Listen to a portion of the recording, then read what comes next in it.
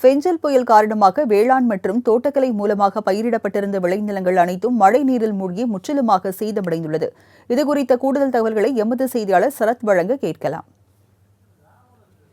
புயல் மழையின் காரணமாக ராணிப்பேட்டை மாவட்டம் முழுவதும் கடந்த 2 தினங்களுக்கு மேலாக தொடர் கனமழையானது பெய்து வருகிறது. இதன் காரணமாக மாவட்டம் முழுவதுமாக பயிரிடப்பட்டிருந்த விவசாய பயிர்கள் மற்றும் தோட்டக்கலைத்துறை சார்ந்து வைக்கப்பட்டிருந்த பயிர்கள் அனைத்தும் தற்போது நீரில் மூழ்கி முற்றிலுமாக சேதமடைந்திருப்பதால் விவசாயிகள் பெரும் வேதனை அடைந்துள்ளனர்.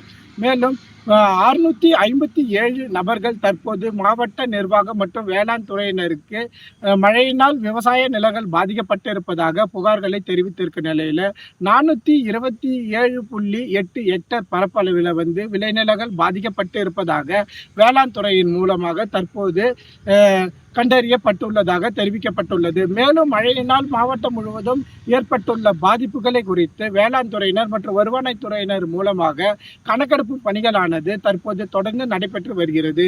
விரைவில் விவசாய நிலங்கள் பாதிப்பு குறித்த கணக்கெடுப்புகள் நிறைவடைந்த பிறகு விவசாயிகளுக்கு உரிய இழப்பீடு தொகையை வழங்குவதற்கான நடவடிக்கைகளை மாவட்ட நிர்வாகத்தினர் முன்னெடுக்க இருப்பதாக மாவட்ட நிர்வாகம் சார்பில் தகவலானது தற்போது தெரிவிக்கப்பட்டுள்ளது. மாலை முரசு செய்திகளுக்காக ராணிப்பேட்டை மாவட்ட செய்தியாளர் சரத்குமார்.